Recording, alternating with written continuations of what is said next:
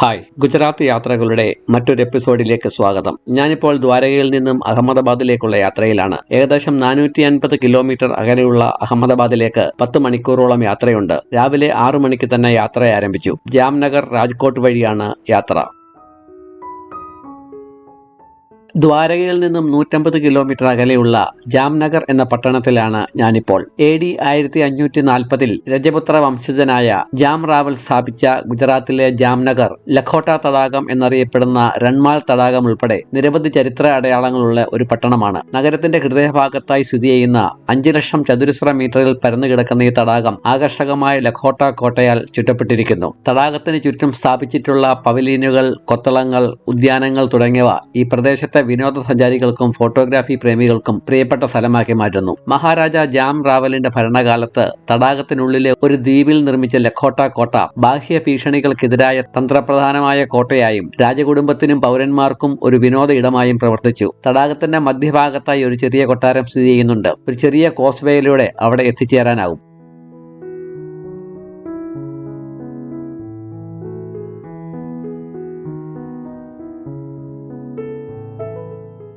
രജപുത്ര European വാസ്തുവിദ്യാ സ്വാധീനങ്ങൾ സമന്വയിപ്പിച്ചുകൊണ്ട് നിർമ്മിച്ച ലഖോട്ട കോട്ടയുടെ മഞ്ഞ മണൽക്കല്ല് മതിലുകൾ റൺമൽ തടാകത്തിലെ ശാന്തമായ വെള്ളത്തിൽ നിന്ന് ഗംഭീരമായി ഉയർന്നു വരുന്നതായി തോന്നും. എല്ലാ വശങ്ങളിലും വെള്ളത്താൽ ചുറ്റപ്പെട്ട കോട്ടയുടെ തന്ത്രപ്രധാനമായ സ്ഥാനം ശത്രുക്കൾക്കെതിരെ പ്രകൃതിദത്തമായ ഒരു പ്രതിരോധം തീർത്തിരുന്നു. ഇന്ന് ഈ കോട്ട നിരവധി നൂറ്റാണ്ടുകൾ പഴക്കമുള്ള ശില്പങ്ങളുടെ സമ്പന്നമായ ശേഖരത്തിലൂടെ ഈ പ്രദേശത്തിന്റെ രാജകീയ പൈതൃകത്തിലേക്ക് ഒരു കാഴ്ചപ്പാട് നൽകുന്ന ഒരു മ്യൂസിയമാണ്. മുമ്പ് രാജകീയ വസതിയായിരുന്ന കോട്ടയ്ക്കുള്ളിൽ സ്ഥിതി ചെയ്യുന്ന ലഖോട്ട കൊട്ടാരം ഇപ്പോൾ പ്രദേശത്തിന്റെ മഹത്തായ ഭൂതകാലത്തിലേക്ക് വെളിച്ചം വീശുന്ന പുരാവസ്തുക്കളുടെയും അവശിഷ്ടങ്ങളുടെയും ഒരു കലവറയാണ്.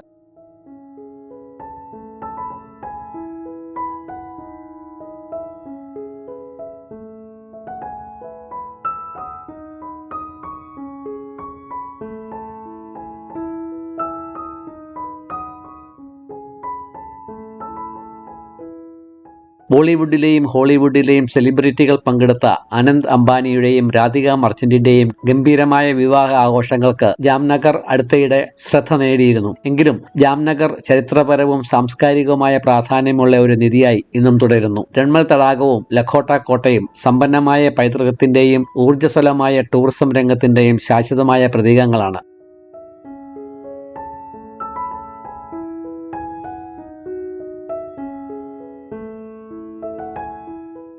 അഹമ്മദാബാദിലേക്കുള്ള യാത്ര തുടരുകയാണ്. ഇനിയും ഏകദേശം 300 കിലോമീറ്റർ ഉണ്ട് അഹമ്മദാബാദിലേക്ക്. ഗുജറാത്തിലെ റോഡുകളൊക്കെ നല്ല നിലവാരത്തിൽ നിർമ്മിച്ചവയാണ്. മിക്ക പ്രധാന പട്ടണങ്ങളും 4 വരി പാതയാൽ ബന്ധിക്കപ്പെട്ടിട്ടുണ്ട്. ഇവിടുത്തെ ഒരു പ്രത്യേകത ജീപ്പ്, കാറ് മുതലായ വാഹനങ്ങൾക്ക് ടോൾ കൊടുക്കേണ്ട എന്നതാണ്.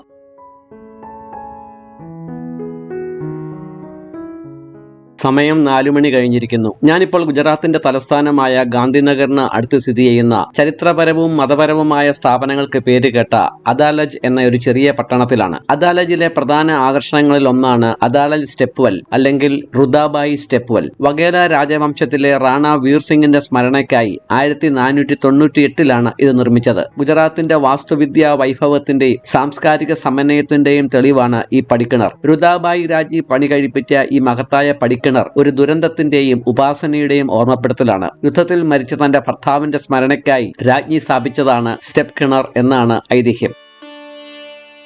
അദാലജ് പടിക്കിണറിന്റെ ചരിത്രം ഇപ്പോഴത്തെ അഹമ്മദാബാദ് ആയ ആശാവൽ ഭരിച്ചിരുന്ന 15ാം നൂറ്റാണ്ടിലെ വഗേല രാജവംശവുമായി ബന്ധപ്പെട്ട് കിടക്കുന്നു. അക്കാലത്ത് പ്രശസ്തമായ ഒരു വ്യാപാര പാതയിലെ ഒരു കുഗ്രാമമായിരുന്നു അദാലജ്. വളരെയധികം ജലക്ഷാമം അനുഭവിച്ചിരുന്ന തന്റെ ജനതയുടെ ദുരിതം ലഘൂകരിക്കുന്നതിനായി റാണ വീർ സിംഗ് വലിയതും ആഴമേറിയതുമായ ഒരു പടിക്കിണറിന്റെ നിർമ്മാണം ആരംഭിച്ചു. നിർമ്മാണത്തിന്റെ മധ്യത്തിൽ നിർഭാഗ്യവശാൽ ജുനാഗഡിലെ മഹ്മൂദ് ബഗഡയുടെ ആക്രമണത്താൽ റാണ മരിക്കുകയും പുതിയ സുൽത്താൻ രാജ്യം ഏറ്റെടുക്കുകയും ചെയ്തു. വിധവയായി മാറിയ റാണയുടെ സുന്ദരിയായ ഭാര്യ റുദാബായി രാജ്ഞിയിൽ ആകർഷണനായ മെഹ്മൂദ് ബഗദ അവളെ സതി ചെയ്യുന്നതിൽ നിന്ന് തടയുകയും വിവാഹം കഴിക്കാൻ ആഗ്രഹിക്കുകയും ചെയ്തു. മരിച്ചുപോയ ഭർത്താവിന്റെ അവസാന സ്വപ്നമായിരുന്ന അദാലജ് കിണർ പൂർത്തിയായാൽ മാത്രമേ സുൽത്താനെ വിവാഹം കഴിക്കൂ എന്ന് റുദാബായി ഒരു നിബന്ധന വെച്ചു. അങ്ങനെ ഗംഭീരമായ പടിക്കിണറിന്റെ നിർമ്മാണം തുടർന്നു.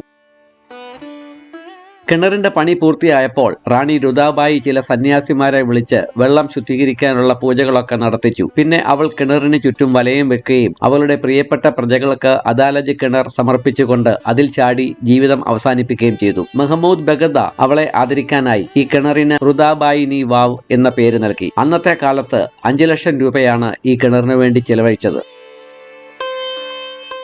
ഹിന്ദു ഇസ്ലാമിക വാസ്തുവിദ്യയുടെ മനോഹരമായ സംയോജനമാണ് അദാലജ് സ്റ്റെപ്പ് വെൽ നിർമ്മാണം. 5 നിലകളുള്ള രുദാബായി സ്റ്റെപ്പ് കിണറിന്റെ നിർമ്മിതി നിരവധി കൊത്തുപണികളുള്ള തൂണുകളോട് കൂടിയ അഷ്ടഭുജാകൃതിയിലാണ്. ഇന്റർലോക്സ് നിർമ്മാണ രീതിയിൽ പണിത ഭൂഗർഭ കിണറിൽ പ്രകൃതിദത്ത വായുവും വെളിച്ചവും കടക്കുന്നതിന് നിരവധി തുറസ്സുകളുണ്ട്. ഹൈന്ദവ ദൈവങ്ങളുടെ മനോഹരമായ കൊത്തുപണികൾ ഇസ്ലാമിക് ഗ്രാഫിക്സിനോടൊപ്പം 5 നിലകളിലുമായി കിണറിന്റെ ഭിത്തികളെ അലങ്കരിക്കുന്നു. ചുവരുകളിലുള്ള സംസ്കൃതത്തിലും അറബിയിലുമുള്ള ലിഖിതങ്ങൾ അക്കാലത്തെ സാംസ്കാരികവും മതപരവുമായ ധാർമ്മികതയിലേക്കുള്ള നേർക്കാഴ്ചകൾ നൽകുന്നു.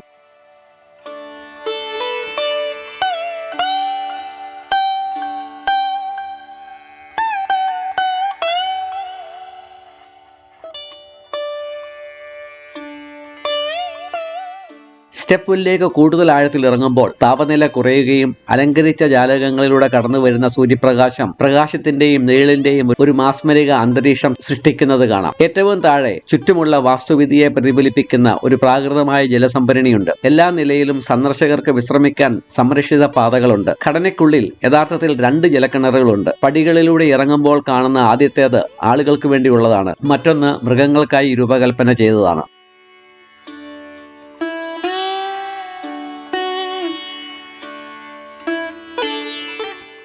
ഭൂമിയുടെ നിരപ്പിൽ നിന്നും ഇറങ്ങിച്ചെല്ലുന്ന ആദ്യത്തെ സ്ഥലത്ത് അതിശയകരമായ ജനലുകളുള്ള 4 മുറികളുണ്ട്. മുഴുവൻ വിൻഡോ ഫ്രെയിമുകളിലും മനോഹരമായ പൂക്കളാൽ നിറഞ്ഞ ചിത്രപ്പണികളുണ്ട്. ഈ 4 മുറികളും ചെറിയ ആരാധനാലയങ്ങൾ ആയിരുന്നു. എന്നാൽ ഇന്ന് അവയിൽ വിഗ്രഹങ്ങളൊന്നുമില്ല. അഷ്ടഭുജാകൃതിയിലുള്ള മുകൾ ഭാഗം യഥാർത്ഥത്തിൽ സാധാരണ ഇസ്ലാമിക സ്മാരകങ്ങളിലേതുപോലെ ഒരു താഴികക്കുടത്താൽ മൂടപ്പെടേണ്ടതായിരുന്നു. റാണി രുദാബായിയുടെ ഭരണത്തിനു ശേഷം ചില ഭാഗങ്ങളുടെ പണികൾ പൂർത്തിയാക്കാത്തത് കൊണ്ടാണ് ഇന്നും അത് തുറന്നു കിടക്കുന്നത്. ഇടനാഴികളിൽ ധാരാളം ജൈന ഹിന്ദു ദേവതകളുടെ കൊത്തുപണികളുണ്ട്. പക്ഷേ സന്ദർശകർക്ക് അവിടെ പോകാൻ അനുവാദമില്ല. പുരാണ ഗ്രാമീണ രംഗങ്ങളുള്ള അലങ്കാര കൊത്തുപണികളാൽ ചുവരുകൾ മൂടിയിരിക്കുന്നു.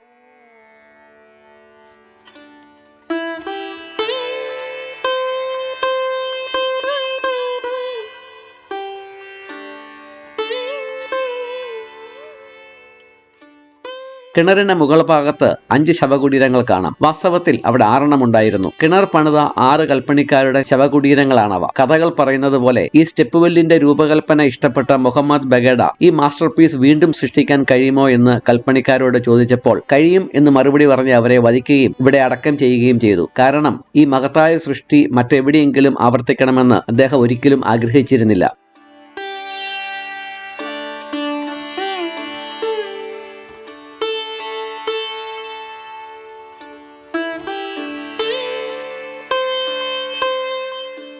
വയലുകളിലേക്കും മറ്റു സ്ഥലങ്ങളിലേക്കും വെള്ളം വിതരണം ചെയ്യുവാനായി സ്ഥാപിച്ചിരിക്കുന്ന കപ്പികളുടെ ഘടനയും ചാനലുകളും ഇവിടെയുണ്ട്. ചില ഉത്സവവേളകളിലും പ്രത്യേക അവസരങ്ങളിലും കിണറ്റിൽ നിന്ന് വെള്ളം വലിച്ചെടുത്ത് ഈ ചാനലുകളിൽ കൂടി ഒഴുക്കിവിടാറുണ്ട്.